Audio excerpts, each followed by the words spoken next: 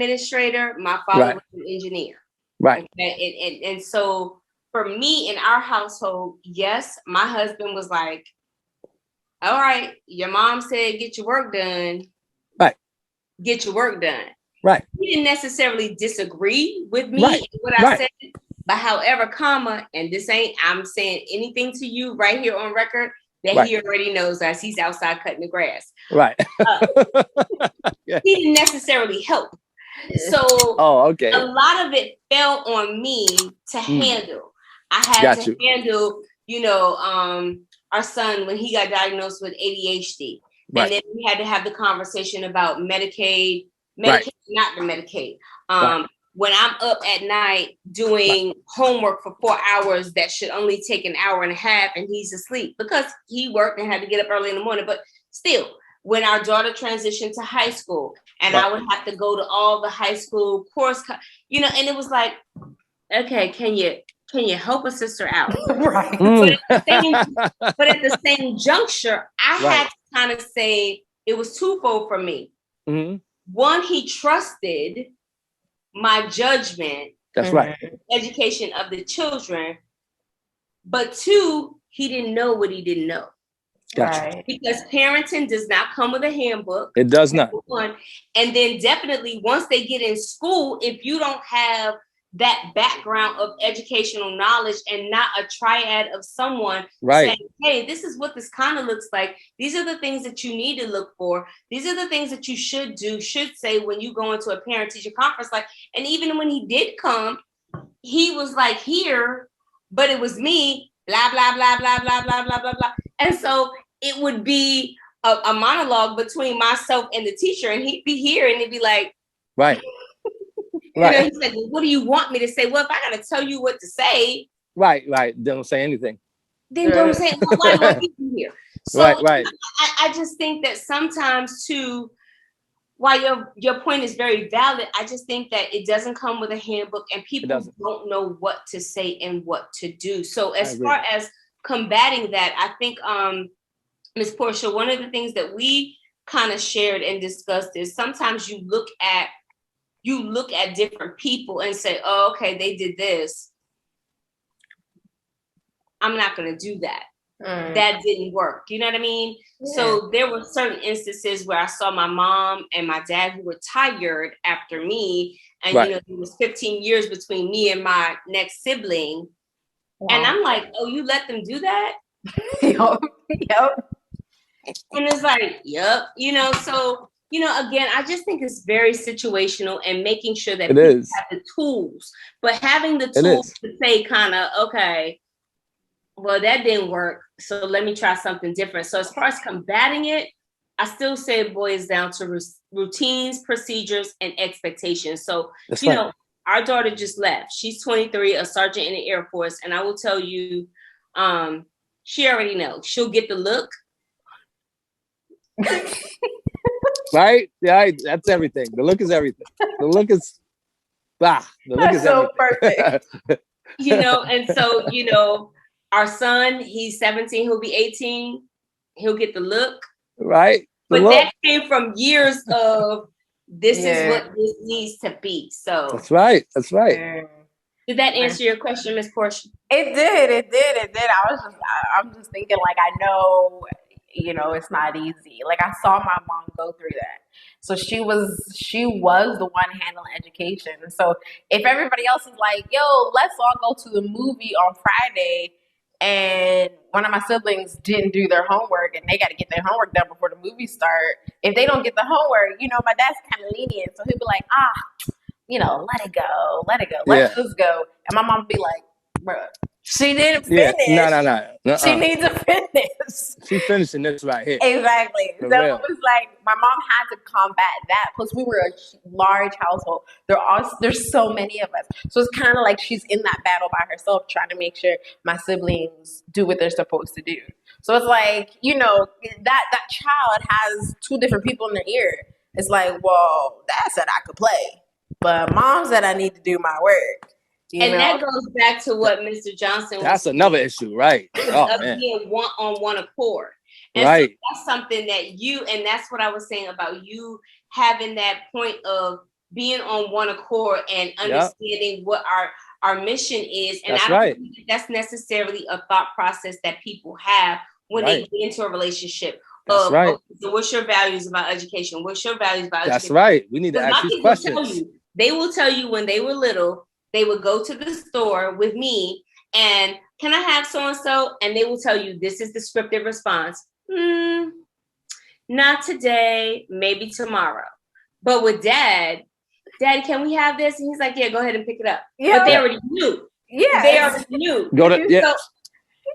I live that. I live that. I live that. That's so true. I live that. And you know what? With the parenting, as far as education is concerned, I think there needs to be some type of flexibility. And when I say like me, I'm the mathematical writing guy when it pertains to my daughter, and my wife, she's the science and the creative person. You understand? So we know whose duty it is. You understand? I'm not going this science thing. I'm not a scientific guy, as y'all can see. I mean, I'm a very spontaneous guy. Science doesn't work with me. You know what I mean? And she's the creative person, so I'm not going to do that. And she's not going to look over the mathematical equations or reread the assignments. We know what our duty and our job is. And that's what makes it work. Right. Yeah. And I say that to say the spouse has to have their job. You understand? They have to have their job. My daughter, she's 9. She's in the gifted and talent sector of the school system, which I want to talk about that with you. And my wife, we were fortunate enough for my wife to be a stay-at-home mom. Okay, so my daughter started school at 3. So we knew when she went to school at 3 that she was above average, if you will. So when she was when she took the test for the gifted and talented program, which all of her classmates did, I think like 40 of them did at the time. 2 of them got it, which is okay. You know what I'm saying? And I say that to say is I didn't label my child gifted and talented after the school system labeled her that. She was already gifted before she got to the school system. You understand? And I knew that because I knew what my wife, the work she put in to my daughter while I was working these 40-hour weeks for the university. You understand? So I tell my daughter, you're not going to school to learn. You're going to show them what you already know. You understand? I'm going to say that again, Dr. Adrian. I tell my daughter, you're really not going to school to learn. You're going in to show and showcase what you already know. And you're going to learn some things along the way. You understand? So this summer, the teacher has informed us that the gifted and talented program is no longer a program in New York City. I don't know if you heard this on the news in New York. In New York, there's no longer a quote unquote gifted and talented program because parents of children that didn't get into the program, they're angry. Okay. And that's okay. And they feel like their children are being discriminated against based on this subjective standardized test. How do you feel about the gifted and talented program and what it's all about? And wait, before you say, sure. I just want to say, I remember when I was tested for the gifted program in Pittsburgh. So this was Pittsburgh Public School, and I remember that test was weird. And I was like 7 when I took that test. Apparently, I failed. I failed the test. I'm not gifted. But you didn't fail. You just didn't meet their criteria. Yeah. And how we know their criteria was even a criteria? I don't know, man. The questions were weird. I remember flashcards, and they were asking me what was on the card, and I had to play with these toys or whatever. It was a weird test. Yeah. Mm-hmm. Who made this test up? But Dr. Adrian, how do you feel about the whole thing? The gifted and talented thing. This is such a segment all within itself. I knew it would be. First and foremost, what I want to say is the students that I come across every day, what I call them scholars. That's right. I don't, say, okay, yes, you're this, you're that. You are scholars. That's right. And you are brilliant in your own right. And so we have to pour that into our babies from hello. So the fact that you are already, having or have had conversation with your baby from at 3, you can recognize. We do. I did it with my kids. Now I'm going to tell you, I've got one that was identified gifted. She could pass a test without even studying, eyes closed, which irritated all get out from me. Our son struggled. Okay, he struggled. Any A or B he got or C he got, that was like an A. But when he made the decision to graduate a year early without conversation with his dad and I was like, oh, okay, we did something right. All right. So let me talk to you about these standardized tests. Thank you, please. Oftentimes, okay, and research will say, our babies are not exposed to the tier 2 and tier 3 vocabulary that are on these assessments. Oh. What? They're not exposed. Right. Okay. I can agree. I can totally agree. Where you may say it's a plate, on the assessment, it may be referred to as a saucer. Now, if we're already looking at somebody who is deemed as 1 or 2 or 3 years behind, okay, that's not something, nobody in my household refers to a plate as a saucer. Nope. Right. I haven't heard that in like 25 years. Household refers to, a pen as I'm just saying, a writing utensil, for lack of a better term, off the cuff. Right. There are certain vocabulary words that we take for granted. Now, we can infer as adults and say, okay, they mean a pencil. Okay, they mean a pen, or they mean a plate, or they mean a cup, or they mean a mug, or, our kids do not necessarily have had the exposure and the teaching. And that also goes back to the educational system of the exposure. And so when we have people who automatically come in with biases of what our kids know, don't know, instead of them teaching here, they're teaching here. Yep. And so we're fighting behind the 8 ball to begin with. And that's not an accurate reflection of what we know. I have worked with some of the brightest kids, and it boils down to vocabulary. For instance, a lot of our kids don't know the difference between a bathroom and the lavatory. Right. Not laboratory. Yeah. Lavatory. Lavatory. Good point.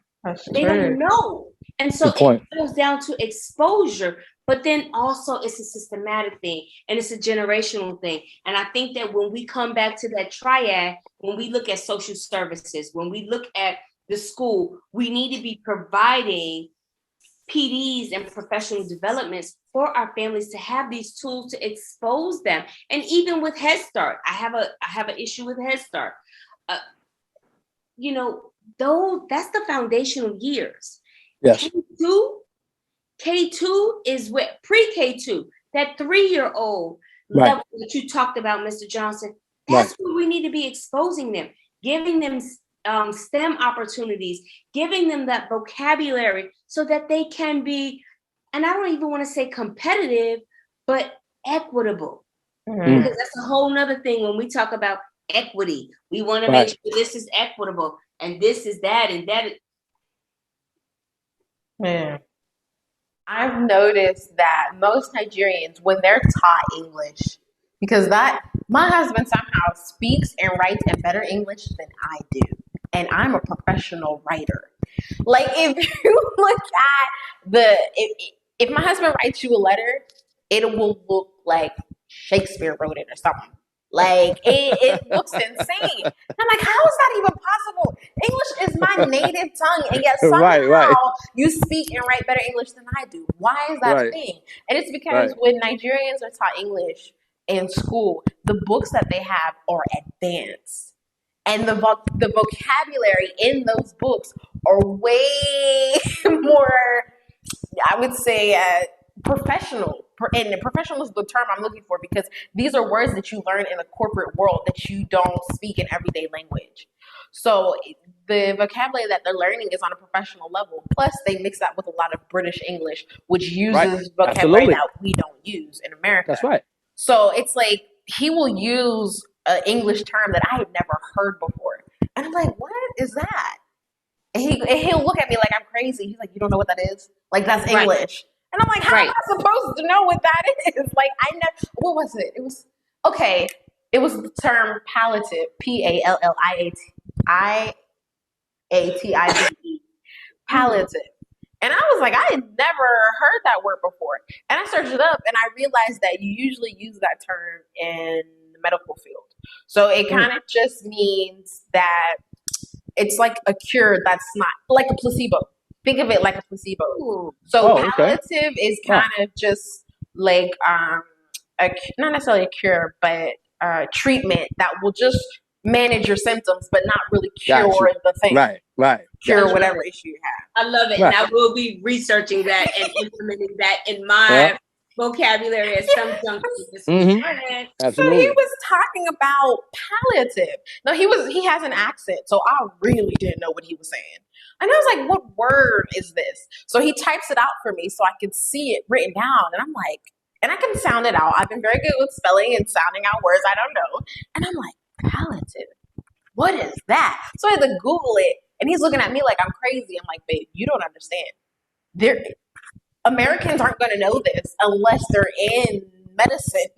We do not use this language every day. And the sentence he was using it in, the context was about the food that was donated to Nigerians during COVID. It was a real messed up thing because it actually never reached the people. The government locked it up in a warehouse, and then Nigerians found out that the government locked up all this food while Nigerians were starving. It was a mess. But that's what it was about. Wow. The conversation was about that a bunch of Nigerians found a warehouse full of palliatives. And I was like, what? It was a warehouse full of what? And they were like, palliatives. And I'm like, I didn't understand how that term could even be. Once I learned what that word was, I couldn't understand how it would be used in that sense. Then I realized, it meant that, this food is supposed to just hold you guys over until the pandemic is over. And that's essentially what palliative means. And I was just like, but he always does that, every language. And I'm like, yeah, because y'all came up in elementary school, you're reading college textbooks to learn English. Crazy. And when I was in elementary school, the textbooks we learned to use English were very dumbed down. Yes, very basic. And they said, because you're young, because you're a child. So we have to make it simple for you to understand. But I see kids using, kids like this big, using words that I've never even heard. And it's in English. They're being taught it. They're being taught at that level. And so it's just, it made me think of that when you talked about vocabulary. Like, it's true. We weren't exposed to it culturally or otherwise. Like, why some white people will use words that Black people don't use. It's just, it's not in the culture. It's not in the environment. And it's crazy because you're thinking like, when you look at a Caucasian, and I'll have to get the numbers for you guys at a later juncture, but if you look at the vocabulary that a Caucasian child from a middle-class family comes with, not comes with. That's right. To elementary school is so much higher than the vocabulary. And we've got all these programs, we've got all this, but when you look at the Head Start program, and I don't want anybody from Head Start to come for me, I'm just saying. When we look at the educational level of the instructors who are teaching our babies at this level, high school diploma, that's fine. But if you are still not cognizant, and I use a sentence like, or a word like, let's just keep the door ajar. Right. And you're looking at me like, well, what does that mean? But yet I've got babies in higher levels, or even at that level, if you model for them and show them, we're going to keep this door ajar. So I'm going to walk to the door. I'm going to crack it. And we're going to keep this door ajar. you'll be surprised how much they pick that up. But if we don't have that in us, and the one thing, Miss Portia, I want to commend you on is something that I also believe in is being transparent. I don't, and Mr. Johnson as well. If I don't know something and you use a word and I'm like, I'm looking it up. I'm going to the drawing board on that. Definitely. For real. I'm first, like, I'm gonna do what you did. I'm gonna first let you know I don't know what that word means. I'm gonna hit the books. I'm gonna hit the streets with that one. And then I'm gonna use it, and then I'm gonna incorporate it in the repertoire just to get, just to normalize it. Yeah. Honestly. And you will find that other people, like, and even students and even adults, and I have some of the staff that I work with, they'll be like, oh, that's a Dr. BG word. There she go. Because another one of mine is behoove. It would be behoove. That's right. Pay attention to, and they're like, oh, that's a Dr. BG word. It's not my word. Right. It is a word. A word. That we need to be exposing. So, we got work to do. Absolutely. Absolutely. Yes. Absolutely.